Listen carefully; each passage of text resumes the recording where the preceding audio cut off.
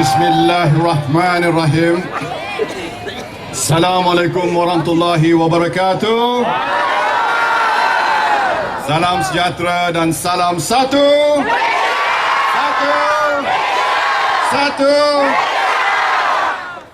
Yang amat berhormat Tan Sri Mahyudin Yassin, Timbalan Perdana Menteri Malaysia, dan Puan Sri Noraini, Yang berhormat Datuk Ghani Osman, Menteri Besar Johor dan Tuan Rumah, dan Profesor Datuk Jamiliah, Yang berhormat Menteri-Menteri, ahli-ahli yang berhormat, Menteri Besar, Ketua Setiausaha Negara, para pegawai federal dan negeri, pemimpin-pemimpin masyarakat, dan yang paling penting yang kita raikan, rakyat Malaysia yang berhimpun di sini.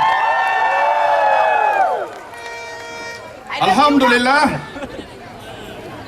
perhimpunan kita atas nama Perhimpunan Jelajah Janji Ditepati, dengan izin Allah hari ini menjadi kenyataan di mana saya melihat di depan saya ini lautan ribuan manusia yang berkumpul di atas padang awam Batu Pahat. Saya kira berdasarkan kepada jumlah yang hadir pada hari ini merupakan perhimpunan antara yang terbesar dalam sejarah negara kita. Terima kasih kepada rakyat negeri Johor khususnya dan Batu Pahat terutamanya yang berhimpun begini ramai dengan semangat yang berkobar-kobar dan luar biasa untuk menerima kedatangan saya, isteri saya, Tan Sri Mahyudin, Puan Sri Noraini, Yang Amat Berhormat Menteri Besar dan isteri serta semua pemimpin kita. Saya berasa amat terharu, lagi teruja. Bukan saja ramai yang datang, tapi bilangan ramai dan semangatnya luar biasa, kerana yang bersalaman dengan saya, ada yang bila salam dia genggam itu macam tak mau lepas,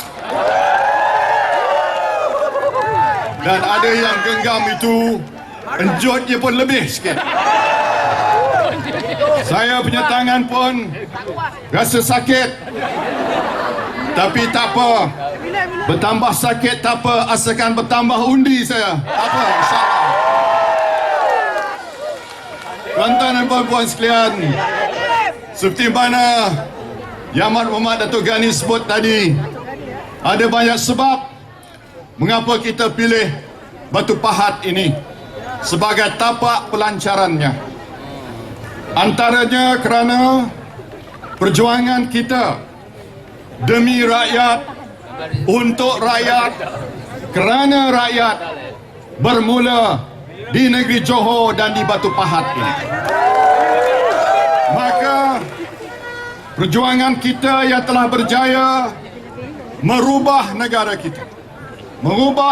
kita, daripada dulu sehinggalah ke sekarang. Tapi saya ingin menyatakan masa depan kita yang lebih baik adalah menantikan kita. Bukanlah masa depan yang berlalu, tetapi hari esok insya-Allah lebih baik daripada hari ini. Tuan-tuan dan puan-puan sekalian, saya tanya pada diri saya, kejayaan kita mentadbir negara kita, memimpin negara kita sejak 55 tahun yang lalu, apa sebabnya dan apakah rahsia di sebalik kejayaannya. Saya dapat simpulkan ada dua sebab besar, tuan-tuan dan puan-puan sekalian, mengapa hari ini lebih baik daripada hari semalam, dan insya-Allah hari esok lebih baik daripada hari ini. Sebab pertama, kerana kita tidak lari daripada berpaksikan rakyat dalam apa jua yang kita lakukan. Sama ada dalam kita berjuang untuk menentang Malaysian Union dan untuk merebut kemerdekaan, maupun waktu kita menentang komunis, di mana kita telah mengutarakan konsep memenangi hati dan fikiran rakyat, winning the hearts and minds of the people.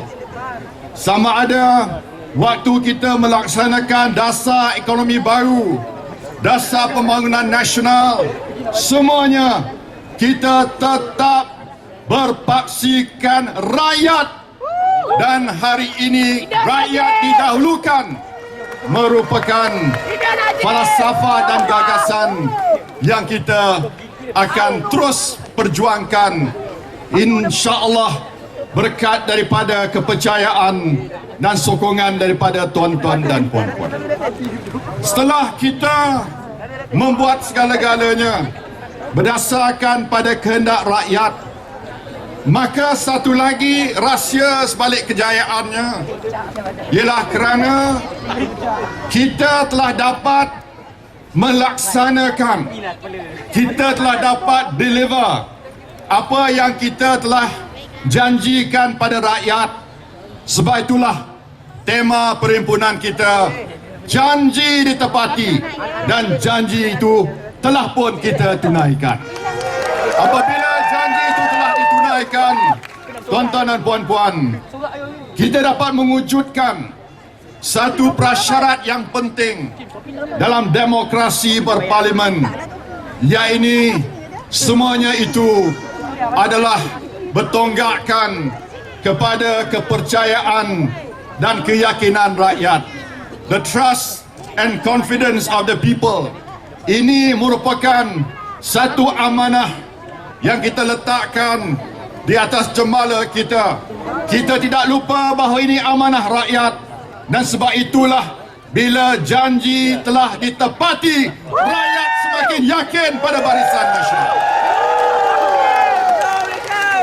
Tuan-tuan dan puan-puan sekalian, macam mana saya boleh sebutkan, saya nak beritahu pada tuan-tuan dan puan-puan bahawa dalam tempoh masa 3 tahun ini, kita telah melaksanakan pelbagai program prakarsa untuk rakyat melalui program GTP yang Kawaslia dipimpin oleh Yang Amat Berhormat Tan Sri Mahyudin Yassin sebagai Timbalan Perdana Menteri. Program GTP telah dapat dilaksanakan lebih daripada jangkaan kita. Tuan-tuan dan puan-puan, jalan luar bandar lebih daripada 1000 kilometer telah pun dibina oleh kita, dari Perlis sampai ke Sabah, lebih jauh daripada lebuh raya utara selatan. Kita telah bekalkan api air dan rumah pada masyarakat luar bandar. Hampir 1 juta rakyat telah mendapat manfaat daripada program kita untuk membawa perubahan pada kawasan luar bandar. Kita telah berjaya untuk meningkatkan kualiti pendidikan, di mana 3,000 lebih sekolah-sekolah tadika, kelas-kelas tadika telah pun dibuka, dan kita telah pun tentukan penilaian bagi setiap sekolah di dalam negara kita, dan kita telah menambahkan lagi bilangan sekolah-sekolah berprestasi tinggi. Kita telah pun laksanakan peningkatan dari segi keupayaan membaca dan membuat kira-kira di kalangan rakyat Malaysia. Dari segi kadar jenayah jenayah negara kita berkurangan 39%, jenayah jalanan 39%, dan kadar jenayah keseluruhannya 11.1%. Kita telah juga menambah baik sistem pengangkutan kita. Kita telah berjaya mengurangkan kadar rasuah dalam negara kita, dan kita telah juga, tuan-tuan dan puan-puan, melaksanakan apa yang amat tepat dengan kehendak rakyat. Iaitu apabila kita mulakan program GTP, kita dasarkan pada kehendak rakyat, tuan-tuan dan puan-puan. Dan berdasar pada kehendak rakyat, kita buat 6 NKRA. Dan yang terkini, kita tambah satu lagi, iaitu untuk meringankan sara hidup ataupun beban hidup rakyat. Maka kita laksanakanlah Bantuan Rakyat Satu Malaysia. Bantuan Rakyat Satu Malaysia, tuan-tuan dan puan-puan, telah pun kita laksanakan dengan baiknya, di mana kita telah belanjakan lebih daripada 2 bilion ringgit kepada rakyat dengan kita memberi bantuan RM500 ini. Tuan-tuan dan puan-puan sekalian, saya telah dimaklumkan hampir 4 juta isi rumah negara berpendapatan rendah bawah 3,000 telah pun dapat Bantuan Rakyat Satu Malaysia. Dan buktinya di Batu Pahat ni tadi, di pasar awam tadi, saya bersalaman dengan begitu ramai yang bila genggam tangan saya dengan lebih lama, dengan dienjut lebih tu, ada juga sebut terima kasih. Bila saya tanya terima kasih, BRIM dah dapat Datuk, tapi kalau boleh nak lagi Datuk. Tuan-tuan dan puan-puan sekalian, kita juga bagi voucher buku RM200 kepada pelajar-pelajar institusi pengajian tinggi sebanyak 1.3 juta.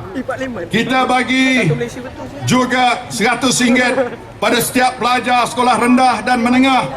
5.3 juta orang pelajar sekolah seluruh negara dapat RM100 seorang. Kita telah menaikkan gaji pejabat awam di antara 7 hingga 13%. 1.4 juta penjawat awam dapat faedah, dan kita akan lancarkan gaji minima untuk pekerja-pekerja swasta yang saya akan umumkan pada akhir bulan ini. Tuan-tuan dan puan-puan, klinik Satu Malaysia kita telah laksanakan, di mana melalui klinik Satu Malaysia ini saya dapati bahawa ianya memberi kesan yang besar kepada rakyat. Kita ada 50 klinik Satu Malaysia seluruh negara. InsyaAllah kita akan tambah lagi. Saya nak sebut di sini apa yang saya baca dalam sebuah akhbar tempatan. Ada seorang bernama Muhammad Salim Manap dari Melaka. Dia beritahu dalam temu ramahnya bahawa dia ada seorang anak umur 13 tahun. Anak itu ada penyakit asmatik, dan kalau dulu tiap-tiap bulan dia terpaksa bawa anak dia ke klinik swasta, kena belajar RM30 setiap kali dia melawat, RM200 sebulan. Hari ini dia pergi ke klinik kesihatan Satu Malaysia, klinik rakyat Satu Malaysia. Dia bayar hanya RM1 saja. Dan ini dia kata dia berterima kasih pada kerajaan kerana telah memberi begitu banyak kelegaan dari segi tekanan hidup yang dia hadapi. Kita juga, tuan-tuan dan puan-puan, buat apa yang dikatakan Kedai Rakyat Satu Malaysia. Kedai Rakyat Satu Malaysia ini beruntung kerana harganya 40% lebih kurang rendah daripada barang-barangan biasa. Umpamanya, tuan-tuan dan puan-puan, kalau kita beli sebuah tin Milo biasa harganya RM17, tapi kalau kita beli sebuah tin minuman koko harganya RM9.90 sahaja di kedai rakyat satu Malaysia. Kalau kita beli susu pekat manis setin biasanya RM3.20, di kedai rakyat satu Malaysia RM1.99. Tuan-tuan dan puan-puan, ini memberi kesan yang besar kepada rakyat kita. Tuan-tuan dan puan-puan sekalian, kita juga telah melaksanakan menu rakyat satu Malaysia, di mana kalau kita makan pagi, sarapan pagi cuma RM2 saja. Kalau kita makan tengah hari RM4 saja. Inilah antara langkah-langkah yang kita telah buat. Dan tambah lagi, minyak petrol RON 95 tak kita naikkan. Minyak masak kita subsidi, gula kita subsidi, tepung kita subsidi. Semuanya tuan-tuan dan puan-puan menelan belanja sebanyak RM30 bilion. Inilah kerajaan kita yang mendahulukan kepentingan rakyat. Tuan-tuan dan puan-puan sekalian, saya di sini nak bangkitkan bahawa parti pembangkang biasa menjual janji. Mereka ada kilang mereka ni mengeluarkan pelbagai janji. Dan saya nak tanya pada mereka, daripada pilihan raya PRU 12 dulu, khususnya di negeri Selangor, berapa banyak daripada janji mereka yang telah ditunaikan? Jawabnya, tuan-tuan dan puan-puan, tak banyak. Tak banyak. Elek, tak banyak. Tak banyak. Saya nak gariskan di sini janji mereka. Janji tabung permulaan RM100 setiap anak kelahiran di Selangor. Dah buat ke tidak? Tidak. Bantuan RM70, RM75 sebulan bagi setiap anak masuk tadika. Dah buat ke tidak?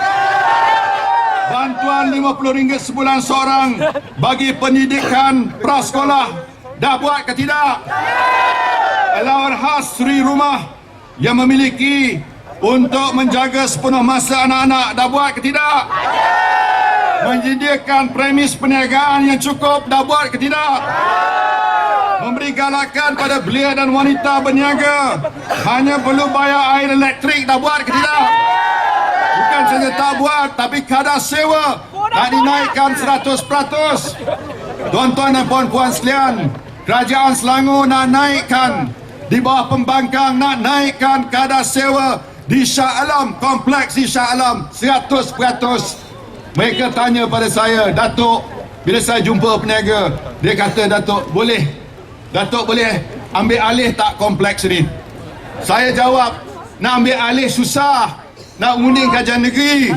Saya kata lebih mudah kita ambil alih saja kerajaan negeri, saya kata.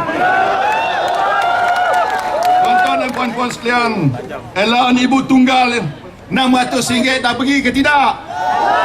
Mengurangkan cukai pintu rumah dah dapat 20%, cukai premis komersial dah buat ke tidak? Jawabnya tidak, tuan-tuan dan puan-puan. Sebab itulah, janganlah kita kena tipu. Kita dah kena tipu sekali, betul tak? Jangan dua kali. Siapa tepati janji? Kita BN tepati janji.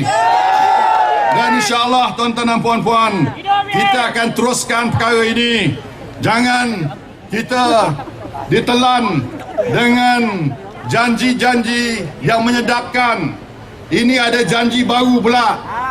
Kononnya kalau mereka dapat kuasa, pinjaman PTPTN itu nak dihapus kira. Boleh ke tidak?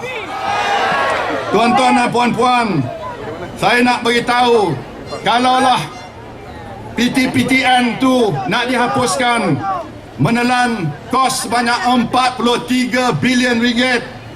Tuan-tuan dan puan-puan, tidak ada negara di dunia yang mana pengajian peringkat universiti itu ditanggung 100% oleh kerajaan. Saya tahu ada 3 kerajaan yang buat demikian, antaranya kerajaan di Norway, tapi kadar cukai mereka sangat tinggi. Tuan-tuan dan puan-puan, adakah kita sebagai pembayar cukai nak dikenakan cukai untuk menghapus kira pinjaman PT-PTN? Tentu tidak adil. Tidak adil sama sekali. Kita beban pada rakyat kita. Kerana apa? Kerana yang masuk universiti itu pun 90% lebih sudah pun ditanggung oleh kerajaan. Cuma 10% saja dibayar yuran, dan pinjaman PT-PTN ini membiayai juga kos sara hidup mereka. Dan kalau dihapuskan, tentu jadi beban pada pelajar-pelajar kita.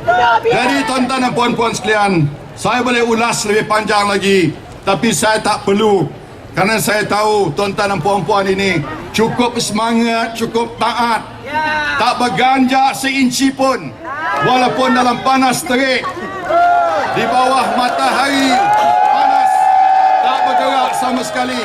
Saya ucap terima kasih. Saya ada perkara lain, tapi saya fikir cukuplah setakat ini, kerana yang penting ialah tuan-tuan dan puan-puan menzahirkan sokongan yang bulat pada kerajaan kita hari ini. Tuan-tuan dan puan-puan sekalian, saya amat tertarik hati. Ini untuk orang Batu Pahat pula. Ya, orang Batu Pahat, saya berterima kasih pada orang Batu Pahat. Saya dapat makan sarapan pagi tadi di restoran Kong Ha. Ya, Datuk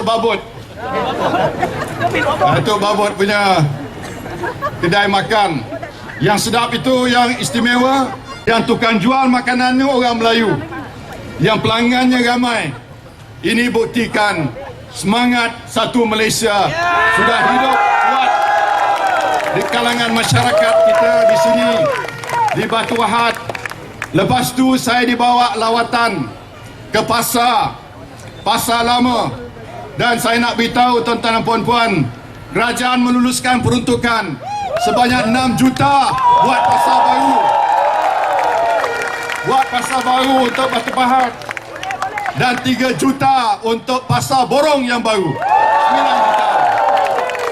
Dan saya juga sanggup meluluskan peruntukan sama-sama dengan Timbalan Perdana Menteri untuk kerajaan negeri mengambil tindakan membersihkan longkang-longkang di bandar Batu Pahat ini yang banyak tersumbat, saya diberitahu. Jadi Datuk Ghani, tolong beritahu saya banyak mana peruntukan. InsyaAllah saya bagi sebagai menghargai kehadiran tuan-tuan dan puan-puan sekalian, khususnya dari bandar Batu Pahat. Saya nak ucap terima kasih atas sokongan dan kepercayaan tuan-tuan dan puan-puan kepada kita. Saya tahu di bawah kemah-kemah ni kita akan paparkan segala-gala butiran berhubung dengan GTP, ETP. ETP saya tak sebut lagi tadi, PTP tak sebut, dan pembangunan luar bandar pun saya tak sebut. Tak apa, semua ada dalam pameran kita. Tolong tengok, tolong semak. Ini bukan janji kosong, ini realiti dan ini kenyataan. Tuan-tuan dan puan-puan, saya nak beritahu tuan-tuan dan puan-puan, kita dah lakukan banyak ini dalam masa 3 tahun. Betul tidak? Boleh bagi kita 5 tahun lagi tak? Boleh tidak? Boleh tidak? Bila? Besok? Boleh? Bulan depan boleh? 3 bulan lagi boleh? Tahun depan boleh? Terima kasih. Semua boleh. Semangat orang Batu Pahat. Terima kasih. Terima kasih rakyat Malaysia. Terima kasih rakyat Johor. Kerana Johor tetap merupakan kubu kuat kerajaan kita. Datuk Ghani tak sebut tadi. Terbaik saya bisik kat dia. kenapa kita buat di Batu Pahat Johor ni. Saya ada dua sebab tambahan. Satu sebab Johor kubu kuat Barisan Nasional. Satu lagi, saya peribadi, saya nak mengaku saya adalah juga 50% anak Johor juga. Boleh claim juga. Jadi tuan-tuan dan puan-puan sekalian, terima kasih atas sokongan yang begitu hebat sekali. Boleh bagi sokongan pada kerajaan, boleh tidak? Boleh? Boleh? Satu! Satu! Satu! Terima kasih dengan lafaz Bismillahirrahmanirrahim. Saya melancarkan jelajah janji ditepati. Terima kasih. Assalamualaikum warahmatullahi wabarakatuh. Terima kasih Yang Berhormat. Dan melancarkan buku nota janji ditepati.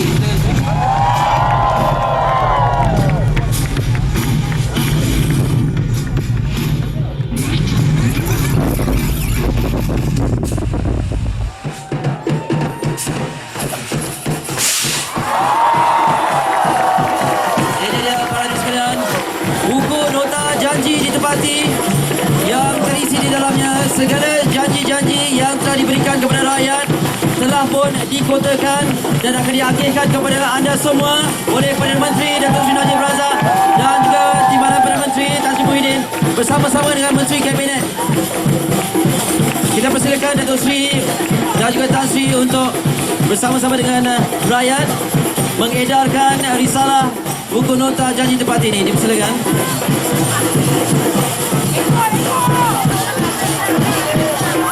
Dan akan diedarkan oleh Yang Berhormat Perdana Menteri Malaysia bersama-sama dengan Yang Berhormat Timbalan Perdana Menteri dan juga Yang Berhormat Menteri Besar Johor beserta dia dan para pengunjung juga boleh berbuat demikian. Terdapatnya gerai pihak-pihak yang turut serta menyertai jelajah janji ditepati ini. Media